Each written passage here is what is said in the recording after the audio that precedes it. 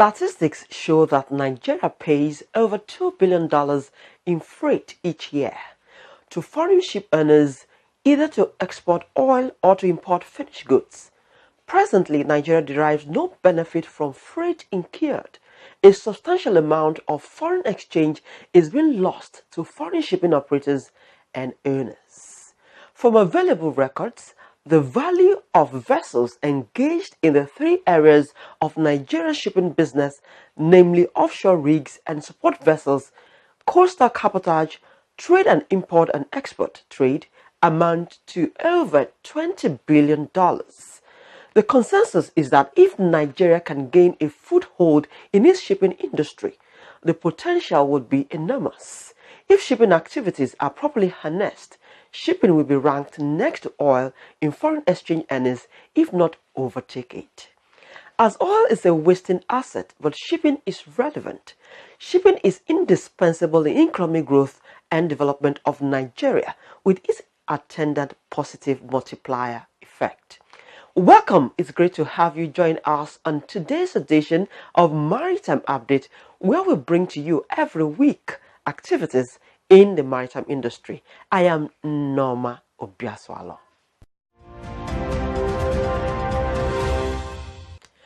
The nature of the Nigerian economy, which boosts her export cargo, indicates that the maritime industry will continue to be relevant to the nation's economy, which would in turn require that modern infrastructures as well as adequate maritime security are provided. In this episode, we will be focusing on the role of freight forwarders in maritime development. First, let's look at the issues and developments that made news in the sector. Stay with us.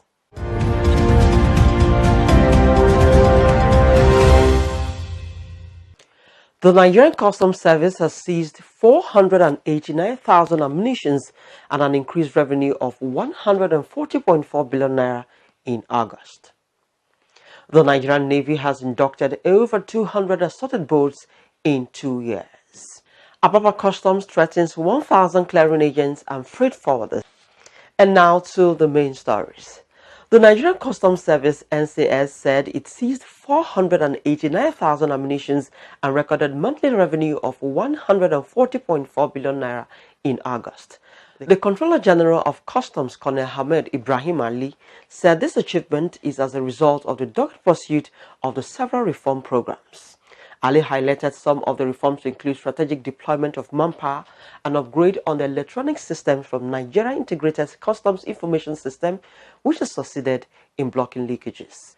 The customs boss also credited the increase in revenue to the increased disposition of officers, while he called on Nigerians to support the service by providing credible information that will help nip smuggling in the bud and generate the needed revenue for national development. The Chief of Naval Staff, Vice Admiral Ibok Abbas, during the inauguration of 6 fast patrol craft and 8 inflatable boats in Lagos, said it has inducted over 200 assorted boats in 2 years. Ibas said the 200 assorted boats were inducted among other recapitalization attainment, adding that the ocean had become the primary conduit of international trade and central to global economy.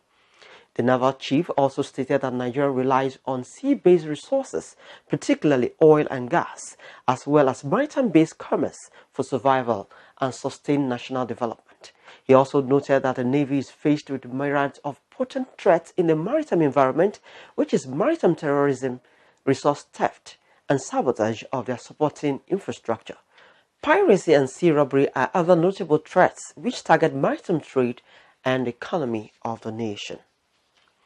The new Custom Area Controller in charge of Apapa Command, Controller Abubakar Bashir, at his inaugural stakeholders meeting threatened to arrest 1,000 clearing agents and freight forwarders who he said have failed to pay for assessment and utilization of their pre-arrival assessment report, PAR.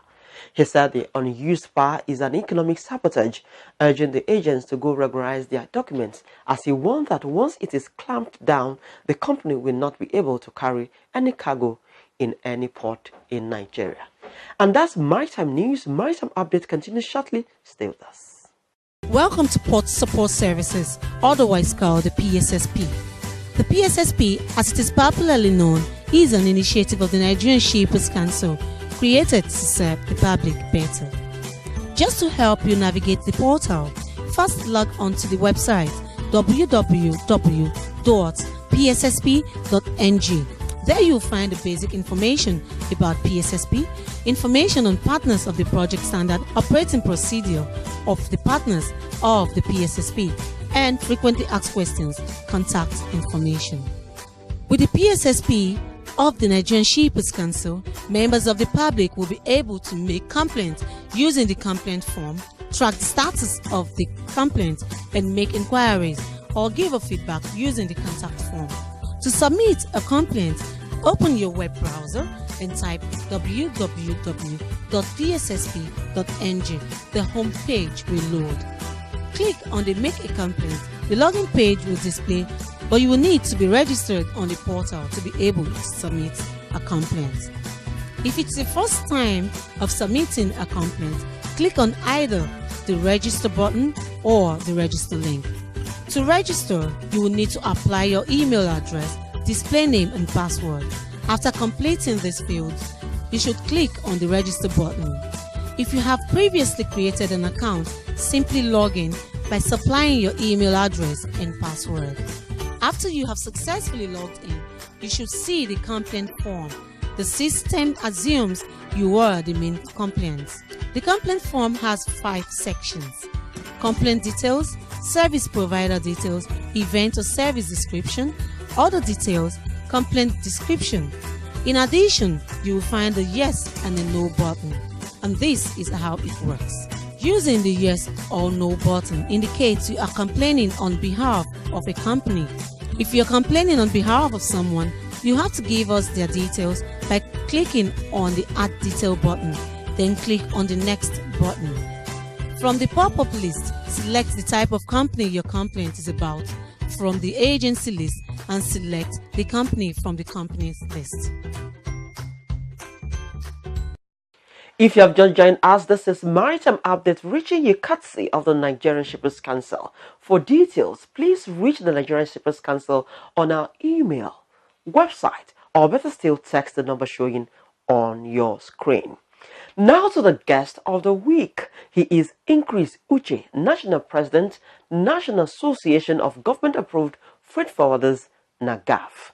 In this chat, he shared the activities of his association and the role of training and sensitization towards achieving professionalism in the freight forwarding business. Stay with us.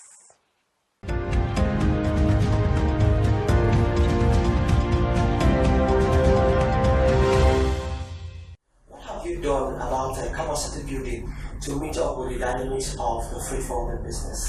Yes, capacity building right from one state of NAGAF, like I said, created NAGAF Academy, is still on. We are affiliated to Redeemers University. So that has been equally one of the students of NAGAF Academy. Was my first touch getting to know about the Maritime was through that academy. So it has been there to enable us because we discovered that the most important comparative advantage that any individual who have of making part of an organization is through human capacity development. We have never shared it, we have never done with that. So that has been our focus. But we need to train practitioners. We need to bring about, we need to pursue this change that is cardinal in the philosophy of our association. What have you done, or what has your association done to curb these people who are not professionals, or what have you done to train these people to make sure that the freight forwarding business is being done professionally? What we have done is through the NAGAF objectives, through the platforms we created to, in any organization,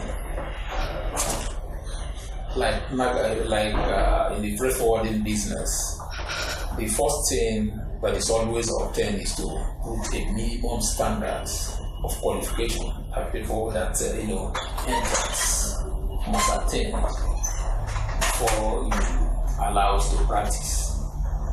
Even under CRFFN, their role is to ensure that whosoever that wants to become a freight forwarder in Nigeria attains a given standard of knowledge and skill So right now, in order to check the influence of tax and all that in the industry, the minimum standard of knowledge that must be acquired or certificate that you must possess is being put in place. Like you must pass through the NAGAF Academy here.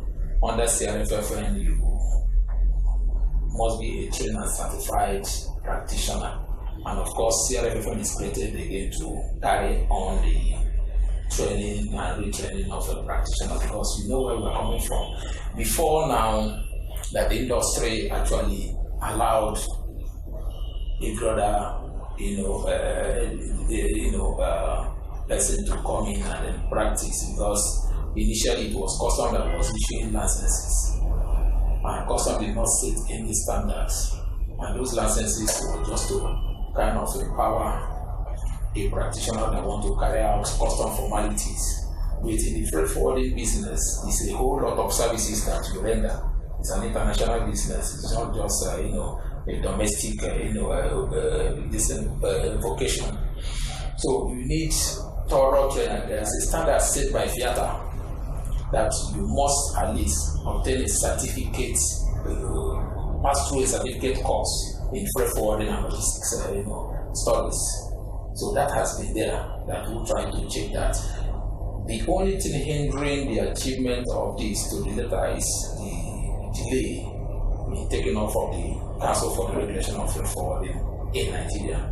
Recently there was election conducted. Of course, we took part, or some of us maybe to the council, but we are yet to be inaugurated. And with that council lying fallow the way it is now, this very idea, the intendments of the leaders in the industry, like Dr. Legunam and others, won't be achieved. So what I want to ask for that, to say, what again have you done, those who are now to be in the industry, those who are trained to be in the industry now, what have you done to instill discipline and integrity? Because there's a situation of low declaration and all that. So what have you done to be able to instill discipline and integrity? Because this, whatever declaration you are doing that is not correct, will be affecting the revenue of the federal government. Yes, you see, if you are a trained person in any vocation, you understand, you have some professional liabilities you must, kind of try to avoid. You understand? So those that are trained know what it means for you to be professional in your practice. So non-conformity with the trade rules have been an issue. Falsification of documents have been an issue. Concealment of the wrong cargo in a box, in a container. Wrong declaration. Yes, all those wrong declarations. It has been giving us concern that will keep happening. So what have you done? What CRFFN, particularly we have been preaching, we are part of ICPC. We have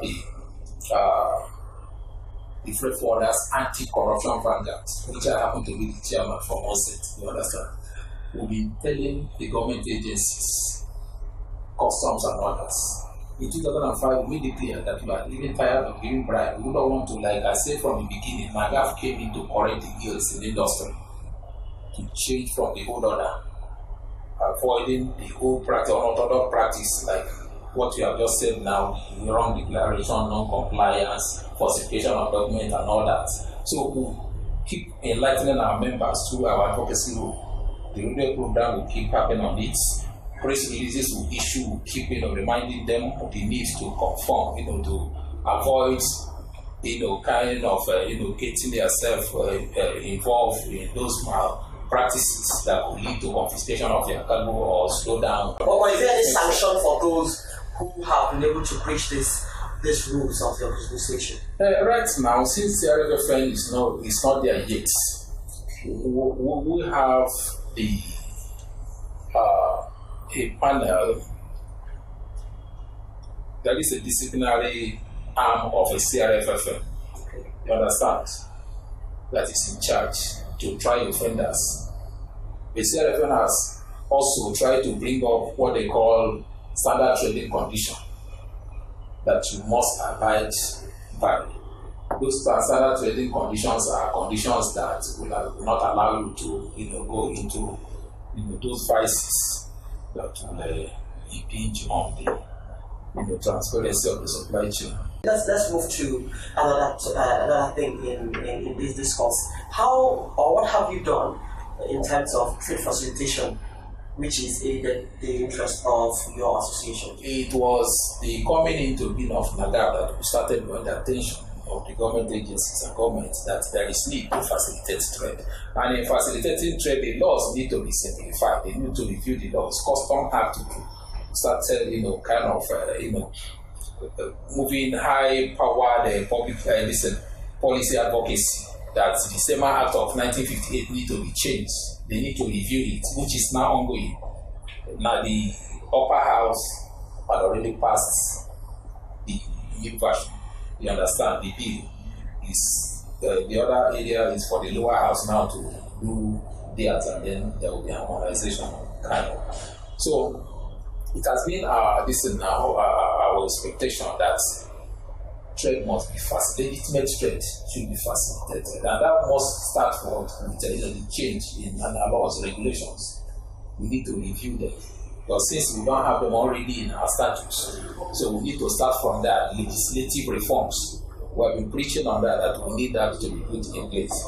Thereafter, the training of manpower, capacity building and all that to make people know, to open people's eyes, because globalization is a policy, it's a global thing that Nigeria must not exonerate herself from. We can avoid killing into globalization. You understand? The red tape must be removed. Any obstruction to free flow of cargo must be checked. You understand? The interference we still have today is as a result of government not summoning that courage, that the willpower, as to ensure that what is happening in Cotonou and all that is equally applicable here. It's a global thing. You understand? Trade facilitation, like the trade facilitation agreement of 2013, the Mali Ministerial Conference, is very clear. You understand? So that will change. Even the use of custom license is archaic now. In Europe and Far East Asia, you will discover that there is this is the kind of standard, the status they will allow a trader, a manufacturer, or even freight forwarders to attain, which if your cargo is moving, nobody touches it. That they will assess you and profile that very company, so that there won't be much checks anymore, even across the border. You understand? That is trade facilitation, that there won't be any impediment to free flow of trade.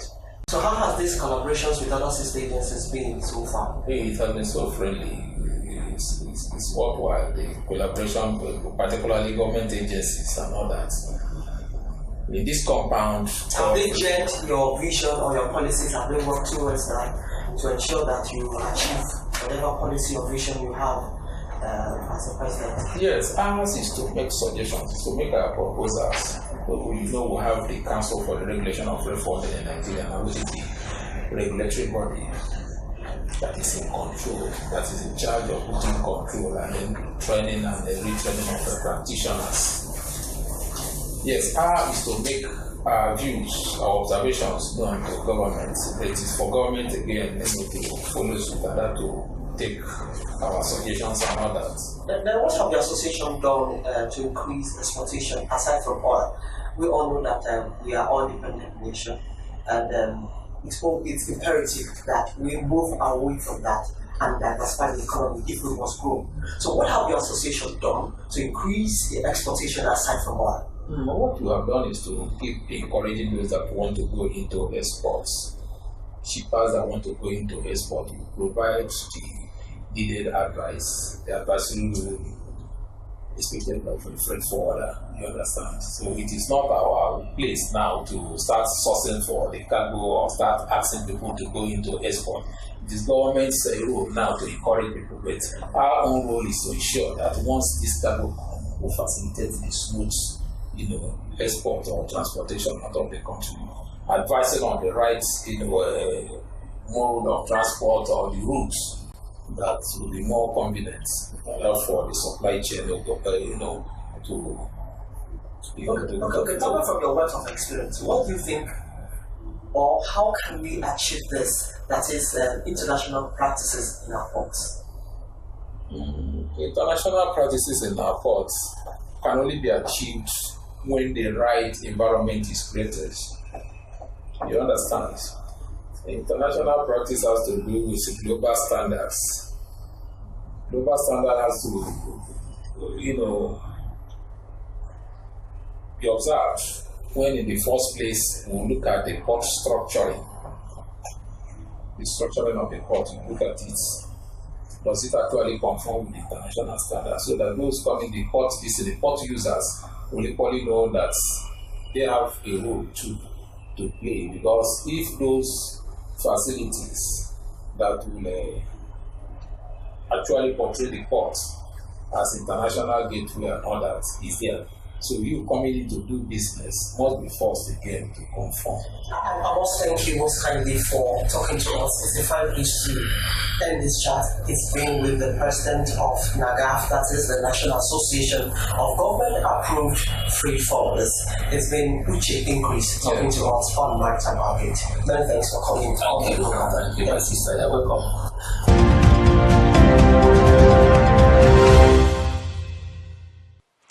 Today on this segment, Increase Uche will be answering one of the questions most sent from UK. Why is the cost of clearing cars in Nigeria more expensive than buying cars abroad? Ship owners will always tell you that they are paying more on insurance. You understand? To secure the vessel and then the crew members. Even the cargo itself, because of the insecurity. You see piracy in the Gulf of Guinea is on the high, and we look at that to be as this is now an issue that has to do with corruption. Because if you discover the kind of businesses going on within the Gulf of Guinea, you understand that right now the international what they call it, the IMO observers and all that, they've in fact assess the Nigerian waterfront to be the worst of it, that is so insecure. You understand? It is as a result of that if you are bringing any cargo to Nigeria here, the cost of freight will be higher than the amount you pay. Okay, look at bringing 20 feet cargo from China now to Nigeria. You pay up to $4,000 freight charges only. You understand? While when you are exporting the same 20 feet container of an export to the same China, you pay less than $1,500. It's not even up to $800. You see the difference. So the insecurity, because there is no reason any other person would give that transport costs is assessed distance, started with distance of the cargo, the weight of the cargo, the size, you understand, and all that. But in this very case now, every other cargo type is being categorized as, posing the same risk by the ship owners coming to Nigeria.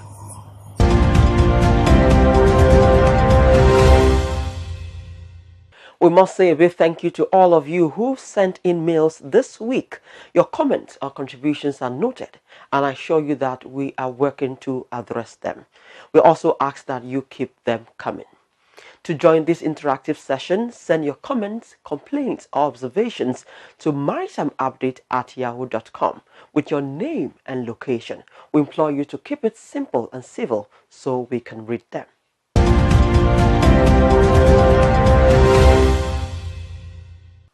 And that's our package on this week's edition of Maritime Update.